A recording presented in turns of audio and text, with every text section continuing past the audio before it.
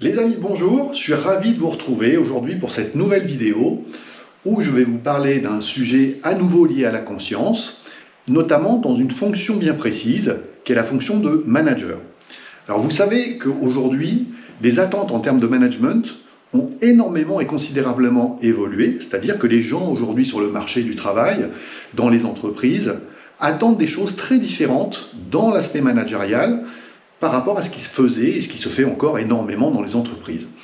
Les managers aujourd'hui, dans la grande majorité des cas, parce que les dernières études le prouvent et le montrent, ne vont pas bien. On est pratiquement à presque 70% des managers qui disent ne pas aller bien dans leur fonction, qui disent que psychologiquement ils se sentent mal, qui disent qu'ils ne savent plus comment faire leur métier correctement et qui se sentent abandonnés dans cette fonction. C'est une fonction extrêmement compliquée et qui s'est compliquée ces dernières années. À tel point qu'aujourd'hui, les managers vont mal, et si un manager va mal, son équipe va mal. Donc on est dans un paradoxe aujourd'hui, puisqu'on sait qu'on a besoin de cet aspect managérial, on sait que c'est incontournable. Par contre, ça ne va plus dans le bon sens, puisque ça ne répond plus ni aux attentes des personnes qui sont managées, et ni des managers qui ne se retrouvent plus dans leur fonction. Donc, il va falloir prendre conscience de ce phénomène que vous constatez, je pense, au quotidien dans vos entreprises. Et c'est à vous, en tant que dirigeant, de changer les process et les méthodes de façon à ce que le management s'adapte aux besoins et aux attentes actuelles. Et donc, nous allons parler de cette nouvelle forme de manager, de cette nouvelle approche managériale qu'on doit mettre en place dans les entreprises, qui est simplement l'aspect manager coach. Alors un manager coach, c'est quoi? Eh bien en fait c'est une personne qui va être très axée sur la communication avec ses équipes et sur la méthodologie qu'il va mettre en place pour que ses équipes puissent avoir envie de se prendre en main, de devenir plus responsables, de devenir plus matures dans leurs fonctions. Il va les tirer en effet vers le haut et faire en sorte qu'ils se fédèrent, qu'ils adhèrent à ses idées, ses principes et ses méthodologies pour le suivre. Alors ça demande, il faut avoir conscience aussi de ça, ça demande un changement sur l'aspect managérial, mais aussi sur l'aspect collaborateur. Donc on ne va pas pouvoir aborder les deux dans cette vidéo, sinon ça sera un petit peu trop long, mais on va parler des managers aujourd'hui, et je reviendrai vers vous pour vous parler aussi de la posture des collaborateurs dans ce type de management qui est totalement nouveau et révolutionnaire. Donc il y a une méfiance, des fois, voire une défiance qui se met en place de la part des collaborateurs qui se disent qu'est-ce que c'est que cette approche, qu'est-ce qui se cache derrière cette nouvelle approche. Puisqu'on est habitué, en France notamment, à avoir des formes de management qui sont axées principalement sur des aspects directifs. Quand on change cette méthode, eh bien, les gens sont déstabilisés. En réalité, ils se disent qu'est-ce que ça cache, c'est un peu bizarre. Voilà. Tout simplement parce qu'il y en a une qui infantilise les collaborateurs et l'autre qui responsabilise les collaborateurs. Et l'approche manager-coach, c'est une approche qui va responsabiliser les collaborateurs, les rendre conscients de leur travail, de leur posture, de leur responsabilité au quotidien, et donc qui va entraîner les gens dans une dynamique positive et constructive en responsabilité dans leurs fonctions. Et ça s'apprend. C'est-à-dire qu'aujourd'hui, la majorité des managers sont managers, bien souvent, parce qu'on les a nommés managers par reconnaissance, c'est un exemple, mais j'ai vu encore récemment dans une entreprise quelqu'un qui a été nommé manager à grande échelle, dans une grosse entreprise, donc a managé énormément de monde au niveau national, tout simplement parce qu'il avait de bons résultats au niveau de l'entreprise, au niveau commercial, au niveau business. Il avait très bons résultats et donc on l'a nommé, il était déjà manager, on l'a nommé sur un patch de management encore plus important. Pourquoi pas? Je ne dis pas que c'est une mauvaise idée, je ne connais pas la personne, voilà. Mais bien souvent, on retrouve sur le marché en France, dans les entreprises, des managers qui sont devenus managers de cette façon-là, pour les faire évoluer, pour les récompenser, parce qu'ils ont de bons résultats au niveau business, on les fait évoluer de cette façon-là. Ou on les recrute parce qu'ils ont tel diplôme, telle école, etc. Ce qu'on ne regarde jamais, c'est que ce n'est pas parce qu'on est un bon commercial, qu'on a une bonne relation client, qu'on sait faire du business, qu'on a fait une grande école, qu'on est un bon manager. C'est pas du tout une obligation. C'est-à-dire que l'aspect managérial, on parle d'une relation humaine dans le management. N'oublions pas que le management, c'est une personne qui doit s'occuper d'autres personnes, travailler avec elles et les emmener dans une dynamique d'entreprise pour atteindre les objectifs de l'entreprise et faire qu'ils se développent, qu'ils évoluent et qu'ils s'épanouissent dans leur travail au quotidien. Et ça n'a rien à voir avec du business. On parle de deux choses totalement différentes, alors qu'on a nommé la majorité des managers dans des fonctions de management Et le constat que j'ai fait factuellement, dans la grande majorité des entreprises, c'est que les managers, en fait, ils vont être managers par rapport à ce qu'ils ont, par rapport à leur propre expérience, par rapport à ce qu'ils ont vu, et par rapport à la façon dont eux-mêmes, souvent, ont été managés, vont le reproduire. Et vu qu'en France, la grande majorité des méthodologies de management sont basées sur le « je décide, tu exécutes », eh bien ça donne des managers qui sont durs, qui sont rigides, qui ne sont pas à l'écoute forcément de leurs équipes. Et c'est une grande majorité, pas tous, heureusement, mais une grande majorité fonctionne comme ça. Et comme je vous le disais, eh bien, le souci c'est qu'aujourd'hui ça ne répond plus aux attentes des collaborateurs, et donc il y a un désengagement des collaborateurs par rapport à ces méthodologies qui sont en place dans la plus grande majorité des entreprises. Et la difficulté des entreprises, c'est qu'elles n'osent pas ou qu'elles ne savent pas comment changer cette méthode qui est en place depuis des années et qui a donné des résultats, c'est indéniable, mais qui aujourd'hui s'épuise, est en bout de course. Et le changer, c'est changer un système dans lequel on est, où on génère des inquiétudes, parce que changer un système dans une entreprise, qu'elle soit petite, moyenne ou grande, eh bien c'est toujours se dire qu'est-ce que ça va donner, parce qu'on sort de cette zone de confort qu'on maîtrise parce que c'est en place depuis longtemps, et on ne sait pas vers quoi on va aller.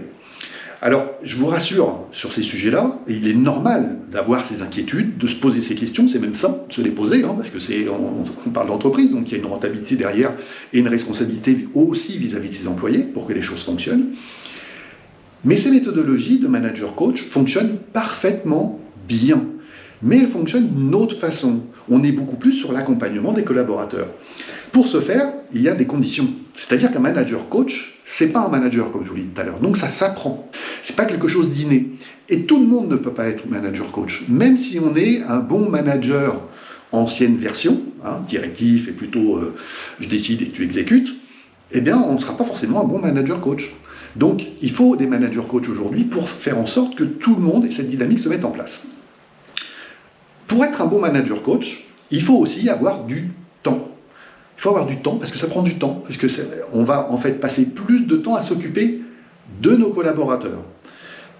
On va les accompagner, on va les faire grandir, on va les faire réfléchir, on va les faire se poser des questions, on va les responsabiliser, on va faire des analyses avec eux, on va leur faire des plans d'action, on va les mettre dans un mouvement et les faire participer à cette dynamique pour qu'ils puissent s'épanouir et se sentir écoutés, concernés par ce qui est en train de se décider et par les résultats que ça va apporter. Tout le monde est concerné. C'est plus une personne qui est responsable, c'est ensemble on réussit, ou ensemble ou on ne réussit pas, mais on a une responsabilité collective qui se met en place, qui est beaucoup plus dynamisante et beaucoup plus intéressante que l'aspect c'est le manager qui est toujours fautif. Donc, pour ça, il faut libérer du temps aux managers. Le constat aussi que j'ai fait dans la grande majorité des entreprises, c'est que en tant que manager, les gens passent énormément de temps à remplir du reporting, à faire du reporting. Et du reporting. Ils passent énormément de temps à ça, énormément de temps à répondre à des dizaines et des dizaines de mails par jour de tous les services et de tout le monde, parce que tout passe par eux. C'est-à-dire qu'ils sont complètement submergés de choses qui ne sont absolument pas productives, des choses qui viennent les polluer et qui les empêchent d'être manager coach. Donc, encore une fois, il n'y a pas de jugement dans ce que je dis sur l'aspect directif, etc., parce qu'ils font avec ce qu'ils ont et avec ce qu'on leur donne et les moyens qu'on leur donne de faire. Donc, aujourd'hui, les outils peuvent permettre à une entreprise de donner aux managers des supports, en effet, des résultats, des chiffres, etc. Mais ce n'est pas lui qui les remplit, on lui donne pour qu'il puisse se servir de ça et faire des analyses avec ses collaborateurs sur ces sujets de façon à créer une dynamique d'action derrière, c'est-à-dire des plans d'action, pour que les gens puissent aller vers quelque chose de plus dynamique sur le terrain, actif, qui soit actif, qui devienne actif. Mais ces analyses, elles se font d'une certaine façon quand on est manager coach. Et pas du tout de la même façon que quand on est juste manager. Il y a une approche, une façon de faire, une méthodologie, une façon d'écouter, une façon de questionner, une façon de parler, une certaine posture, qui s'apprend et qui ne s'invente pas. Et tout le monde n'est pas fait pour ça. Donc, pour ça, il faut absolument qu'on libère un système, de ce système, les managers, et qu'on leur donne les moyens, en les accompagnant, en les formant, en les accompagnant, qu'on leur donne les moyens de pouvoir réaliser cette approche. Alors, c'est vrai que c'est un système de pensée qui est très différent, c'est vrai que ça va générer de l'inquiétude de changer ce système, mais c'est tellement positif et constructif pour l'entreprise, et au final, pour la viabilité, l'attractivité et la rentabilité de l'entreprise, que je vous garantis que ça vaut le coup de se dire je vais changer ce système. Même si, en effet, ça va venir chambouler dans un premier temps les habitudes, les fonctionnements, etc. Mais comme tout changement, l'être humain aime bien son confort, ce qu'on appelle la zone de confort, et dès qu'on lui dit il va falloir en changer ou l'agrandir, j'aime pas cette expression sortir de sa zone de confort, moi j'aime bien dire on va agrandir notre zone de confort, on va pousser les murs en fait, pour apprendre d'autres façons de faire, pour apprendre d'autres approches, pour être plus proche de nos collaborateurs, et bien à ce moment-là, la conséquence de ça, et je parle bien de conséquences, je répète, la conséquence de tout ce qu'on va mettre en place, c'est une rentabilité pour l'entreprise qui est supérieure. Et elle a été calculée à peu près à 18%, cette rentabilité, en termes d'aspect supérieur à une entreprise qui ne met pas en place ces pratiques. Donc ce n'est pas anodin. Mais, encore une fois, bien souvent dans une entreprise, l'aspect rentabilité et business, c'est ce qu'on veut en premier, c'est ce qu'on met en premier. Or, c'est une finalité. C'est une conséquence de tout ce qu'on met en place avant. Et ça, on ne le met pas dans ce sens-là, on ne le regarde pas dans ce sens-là. Et c'est dommage parce que du coup, ça bloque aujourd'hui beaucoup d'entreprises, une très grande majorité des entreprises sont bloquées aujourd'hui parce que leurs collaborateurs ne sont plus engagés. Et que le fossé entre ce que l'on voudrait faire et ce que l'on peut faire parce que nos collaborateurs ne sont plus engagés, parce qu'il y a du turnover, parce qu'il y a de l'absentéisme, parce qu'il y a des arrêts maladie récurrents dès que c'est possible, parce qu'on n'arrive plus à recruter et on n'arrive pas, une fois qu'on a recruté, il faut pouvoir garder nos collaborateurs, donc qu'est-ce qui fait qu'ils vont rester avec nous? Tout ça, c'est très compliqué aujourd'hui parce que l'on est dans un ancien système de management, un ancien système au niveau de direction, qui vient se heurter à un nouveau système, une nouvelle vision du travail et de nouvelles attentes dans le monde du travail qui n'est pas en adéquation avec ce qui est en place. Et donc, il va falloir accompagner les gens pour qu'ils puissent être dans cette dynamique et comprendre leur intérêt et que vous, en tant que dirigeant, vous ayez conscience de votre intérêt à aller vers ce changement qui, quoi qu'on en pense, il est inévitable. On ne peut pas et on ne pourra pas aller à l'encontre de ce changement parce que c'est une demande globale de l'ensemble des employés, de la très très grande majorité, toutes les études le disent, de l'ensemble des employés qu'il y a sur le marché du travail aujourd'hui. Et je rappelle juste, parce que je pose souvent cette question, qu'est-ce qui fait la rentabilité de votre entreprise aujourd'hui? Eh bien, que votre entreprise soit petite, moyenne ou grande, ce sont vos employés. Sans vos employés, l'entreprise ne peut pas fonctionner. Donc, il est important de construire ce type d'approche pour changer ce système. Et bien entendu, il va falloir qu'on fasse rentrer en adéquation ce type de management, d'accompagnement et de mise en place de direction avec les collaborateurs qui vont bien aussi dans ce sens-là. Et donc, là aussi, je vous parlerai dans une prochaine vidéo des collaborateurs et de leur posture et de quel type de collaborateur il faut. Et puis il y en a qui ne vont pas rentrer dans ces dynamiques parce que la dynamique de responsabilité, tout le monde n'a pas envie d'y aller.